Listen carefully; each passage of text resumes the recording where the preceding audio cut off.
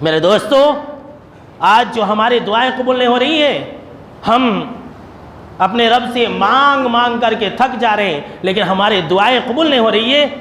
اس کا ایک ریزن اور ایک سبب یہ بھی ہے کہ آج کل کے مسلمانوں کو اللہ پر یقین نہیں ہے۔ آپ چونکیے مت، آپ گھبرائیے مت کہ مولانا آپ یہ کیسی بات کر رہے ہیں، ہمارا ایمان ہی اللہ کے اوپر ہے۔ آج کل کے مسلمانوں کو اللہ پر یقین نہیں ہے۔ وہ کہتے بھی ہیں زبان سے، بہت سارے لوگ کہتے بھی ہیں بھائی ہم مانگ رہے ہیں، اب پتہ نہیں اللہ قبول کرتا کہ نہیں کرتا کہ۔ بہت سارے لوگ نماز پڑھتے ہیں، کہتے بھی ہیں کہ مولوی صاحب ہم تو نماز پڑھ رہے ہیں، اب پتہ نہیں اللہ قبول کرتا ہے کہ نہیں کرتا ہے۔ آپ اس طرح کے جملے کبھی بھی مت نکالو اپنے زبان سے۔ اس طرح کے جملے کا مطلب یہ ہے کہ آپ کو اللہ پر یقین نہیں ہے۔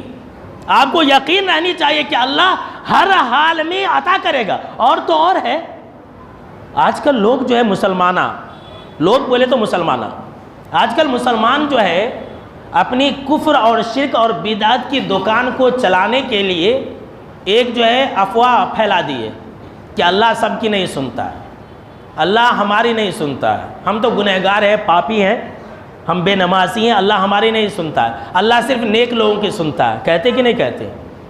کہتے کہ اللہ صرف نیک لوگوں کی سنتا ہے۔ بھائی نیک لوگوں سے دعا کرانا اللہ ہمارے نہیں سنے گا۔ میرے دوستو، جو لوگ بھی اس طرح کی باتیں کہتے ہیں نا، میں آپ کو اس کا جواب بھی دے دیتا ہوں صرف ایک بات سے، جو کہ بہت ہی مشہور اور معروف بات ہے۔ سفیان بن عیینہ رحمۃ اللہ علیہ کہتے ہیں کہ اے لوگوں، تم دعا کو لازم پکڑنا، دعا ہمیشہ کرنا، دعا کو کبھی مت چھوڑنا، اس لیے کہ ہمارا جو رب ہے، سفیان بن عیینہ رحمۃ اللہ علیہ کہتے ہیں اس لیے کہ ہمارا جو رب ہے اس نے تو کائنات کا جو سب سے برا مخلوق ہے، جو سب سے برا ہے، اس کی بھی دعا سن لی تھی۔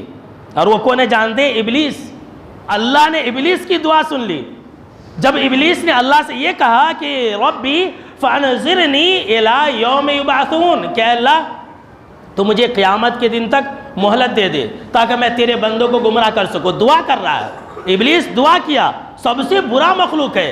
اللہ نے کہا کہ ٹھیک ہے جا، قال فإنک من المنظرین الی یوم الوقت المعلوم، کہ ابلیس تو نے مجھ سے دعا مانگا، تو نے میرے سامنے میں یہ درخواست رکھی کہ اے اللہ، اے میرے پروردگار، تو مجھے قیامت کے دن تک کے لیے مہلت دے دے، جا میں نے تیری دعا کو قبول کیا اور تجھے قیامت کے دن تک کے لیے آزادی دے دی، تو جا جسے چاہے گمراہ کر لے۔ اللہ اکبر۔ دیکھیے کتنے بڑے جھوٹے ہیں نا۔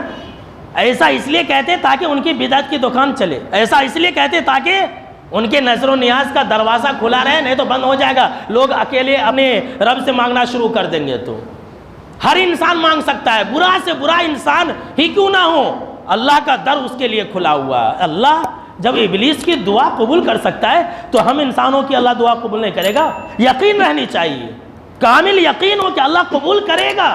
اپنے زبان سے کبھی یہ نہ نکالو کہ پتہ نہیں اللہ قبول کرے گا کہ نہیں کرے گا۔